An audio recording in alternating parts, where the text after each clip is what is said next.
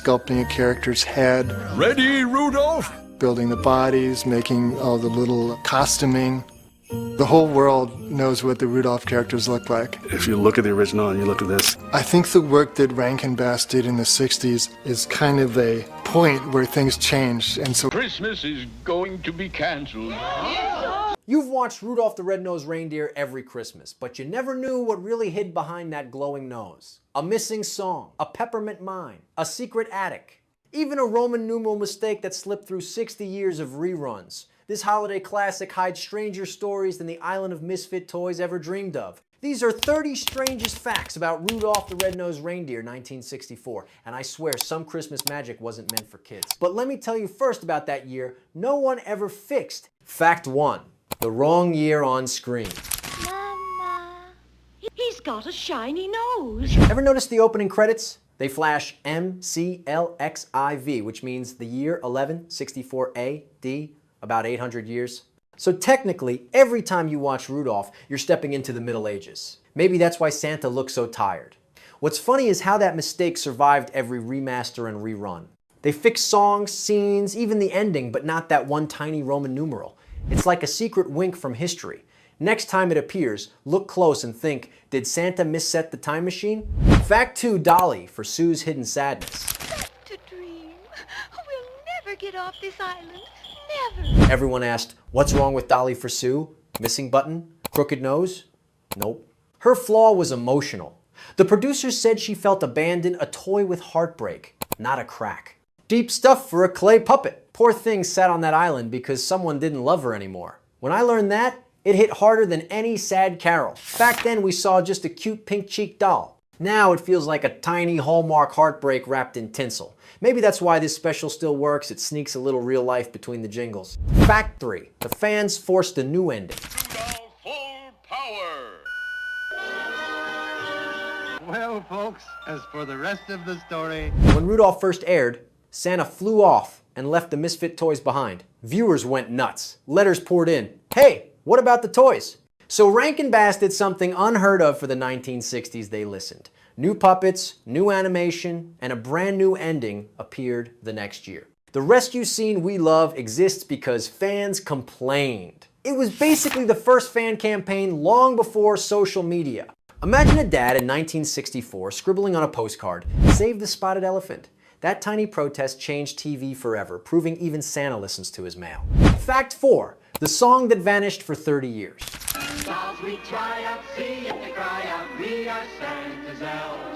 Here's one that still surprises fans. The song "We're a Couple of Misfits," gone for over 30 years. From 1965 through the 1990s, TV swapped it with a filler tune called "Fame and Fortune." No explanation, it just vanished like a snowflake in July. When the original returned on home video in 1998, it felt like bumping into an old friend. Misfits fits better anyway. Awkward, catchy, proud of being different. It's every outsider's theme song. Even Rudolph knew the best way to stand out is to sing it loud. Fact 5. Yukon's secret peppermint mine. Who are you? Who am I? This is my land. And you know, it's rich with gold. Gold! Ever wonder why Yukon Cornelius keeps licking that pickaxe? As kids, we thought he was hunting gold. Turns out, he was mining peppermint. A lost scene cut after 1964 revealed him finding a candy cave. The moment finally resurfaced decades later, and suddenly that licking habit made perfect sense. I laughed out loud. This guy risked polar bears for breath mints. That's pure Rankin Bass humor. Sweet, silly, and hiding in the edit room. Next time Yukon tastes the air and smiles, you'll know he's just checking for freshness. Fact 6. Rudolph's voice was a woman. What do you want? You promised to walk me home. Aren't you gonna laugh at my nose too? That shy, brave little reindeer, voiced by a woman.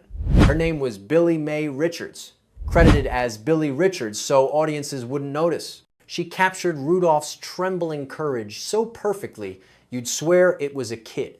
Only a mother could make lines like, "There's always tomorrow," sound that gentle. She kept voicing him for years without ever losing that sparkle.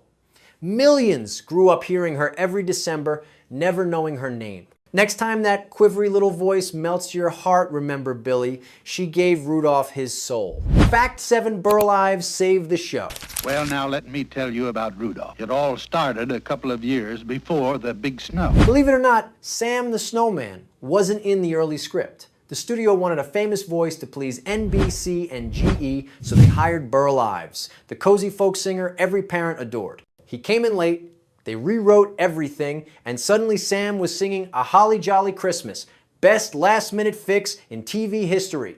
Burl's warm storyteller tone stitched the whole show together like a snowy blanket. Without him, Rudolph might have been just another puppet special. With him, it became the sound of Christmas.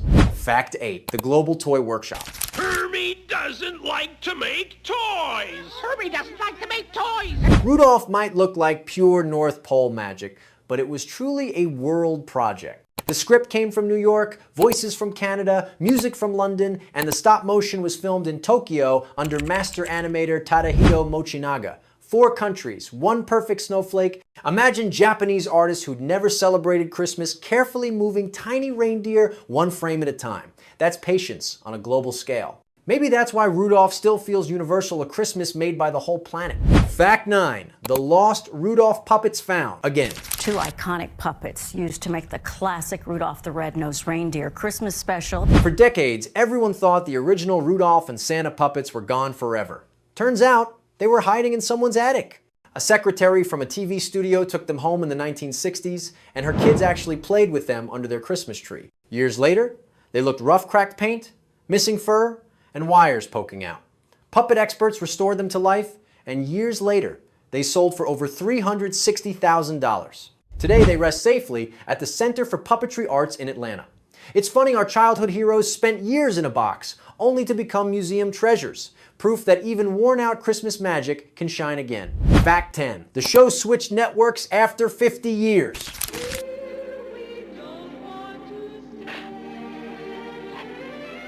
Here's a surprise even Santa wouldn't predict. After more than 50 years on CBS, Rudolph the Red-Nosed Reindeer switched over to NBC in 2024 for its 60th anniversary. That's rare in TV history. It's like Rudolph changed stables and came out looking fresher than ever. The move brought better color restoration, wider promotion, and a brand new audience of kids who'd never seen it before. For a special first shown when the Beatles were still together, that's pretty amazing. Some shows age out. Rudolph just changed channels and kept on flying. Fact 11 Hermie, not Herbie. I just don't like to make toys. No, well, if that's all. Let's end this debate right now. It's Hermie, not Herbie. The original script by writer Romeo Muller spells it with an M. Somewhere along the way, toy makers and coloring books messed it up, and the mistake stuck for decades. Poor Hermie, he just wanted to fix teeth, not spelling errors. Every time someone says Herbie, I picture him clenching his jaw in frustration. Well, he would if he finished dental school. It's one of those tiny fandom quirks that make old specials feel alive. Next time you hear Herbie, you'll know the truth, and maybe smile a little for Hermie's patience. Fact 12.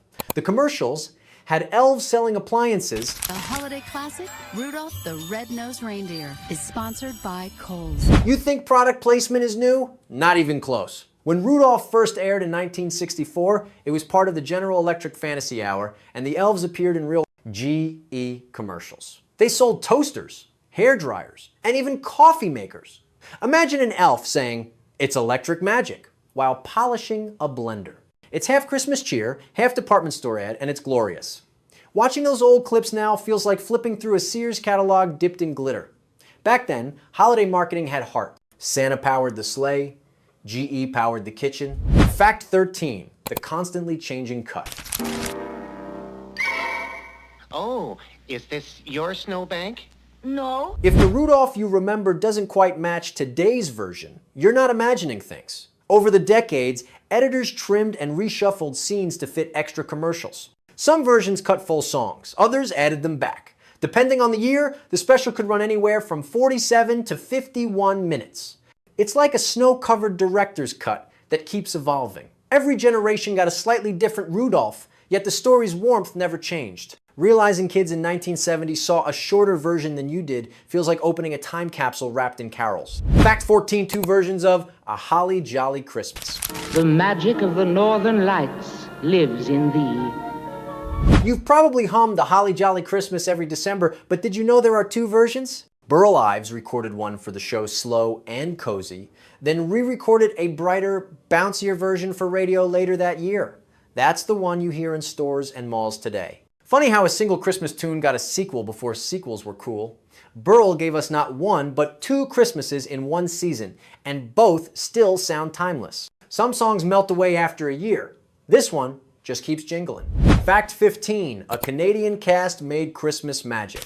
Even though Rudolph feels all-American, almost the entire voice cast came from Canada. Billy May Richards, Paul Soles, Larry D. Mann, and Stan Francis all recorded in Toronto.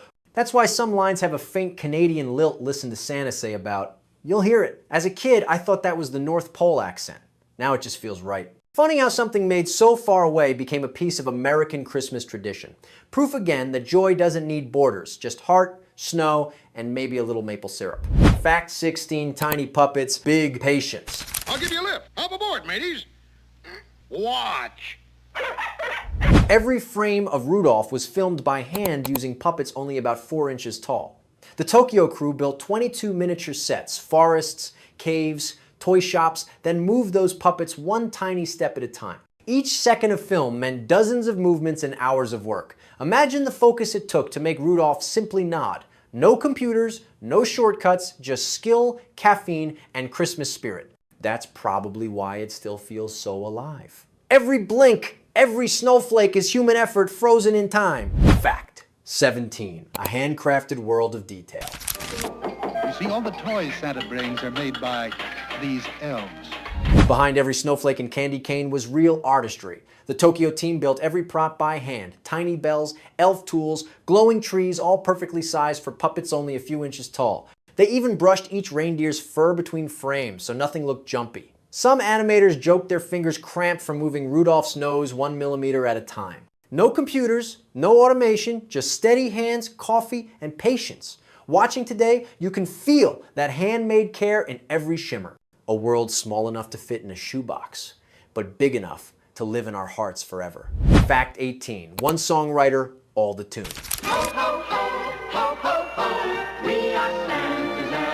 Every tune you hum from Rudolph came from one man, Johnny Marks. He wrote the original hit song back in the 1940s, and all the new ones for the special. Silver and Gold, A Holly Jolly Christmas, We're a Couple of Misfits, all his.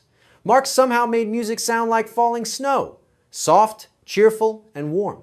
He was also the brother-in-law of Robert L. May, who created the first Rudolph story in 1939. Christmas talent clearly ran in that family. Without Marks, we'd still have the puppets, but not the sparkle that made them dance. Fact 19, the night it all began. Just because my nose closed. Think of Sunday evening, December 6, 1964. Families gather around bulky color TVs for the General Electric Fantasy Hour. The GE logo twinkles, then that little red nose glows for the first time. Kids lean closer, parents smile, and nobody realizes they're watching history.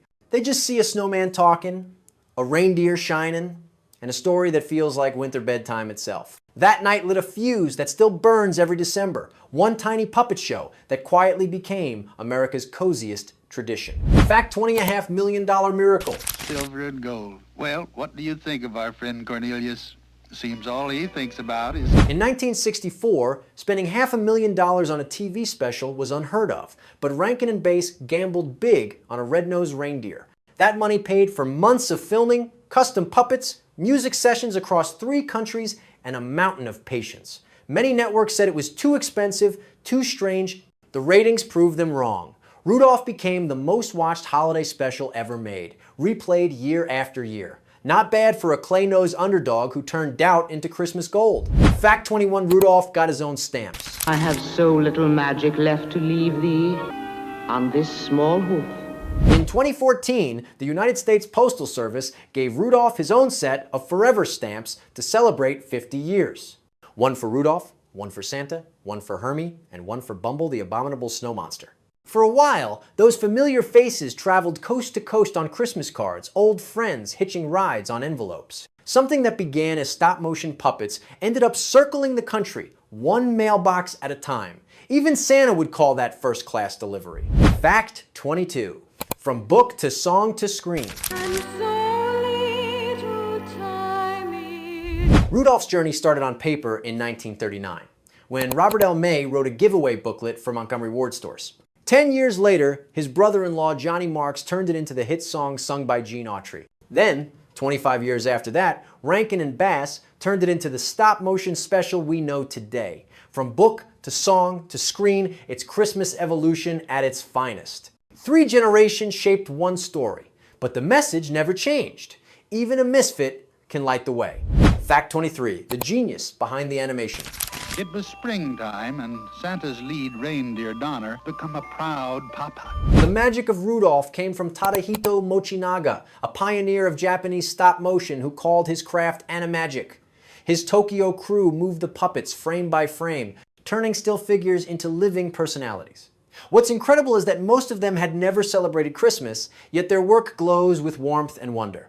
They didn't just animate, they performed. Without Mochinaga's steady vision, the North Pole might have looked stiff. Instead, it feels alive, like snow that somehow breathes.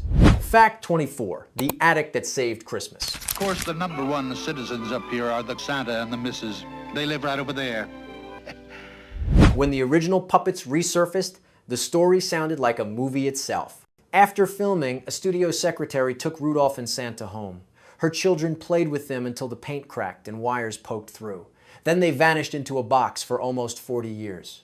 When rediscovered, restoration artists carefully repaired every tiny limb. Today, those same figures stand under museum lights in Atlanta, proof that even forgotten toys can find their way home. That's a Christmas ending worthy of Rudolph himself. Fact 25, still reigning after 6 decades. He must see your nose. Quick, douse the light. After 60 years, Rudolph the Red-Nosed Reindeer still shines as the longest-running Christmas special in TV history.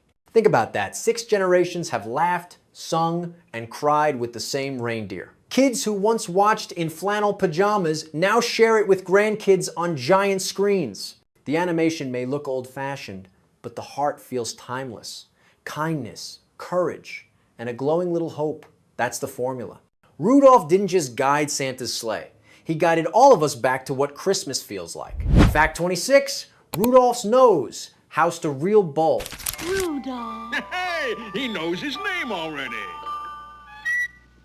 Here's a fun spark of truth. Rudolph's glowing nose wasn't painted or animated. It really had a 12-volt light bulb wired inside his tiny head.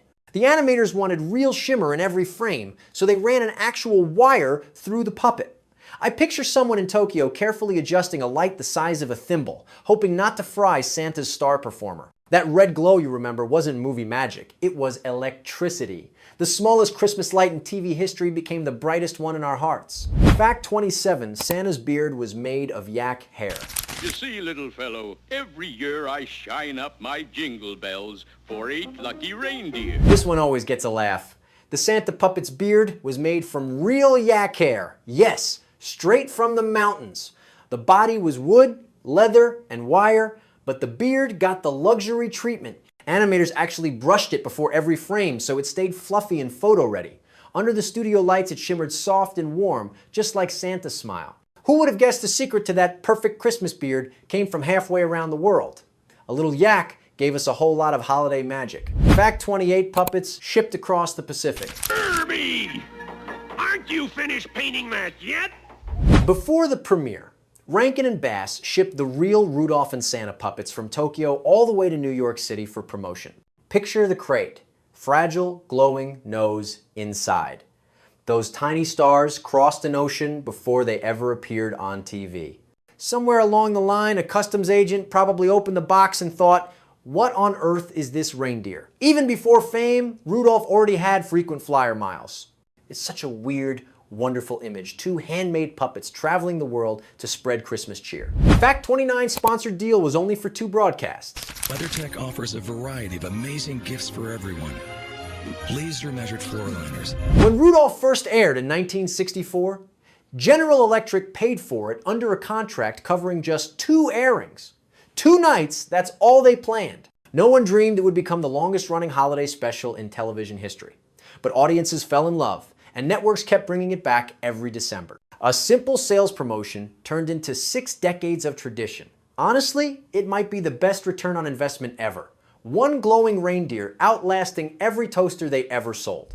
Fact 30. The original puppets might not be the originals.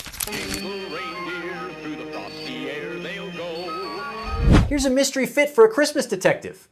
The famous Rudolph and Santa puppets on display in museums might not be the actual ones used in filming. Some experts believe the true screen-used pair stayed behind in Japan, while a second set made its way to America.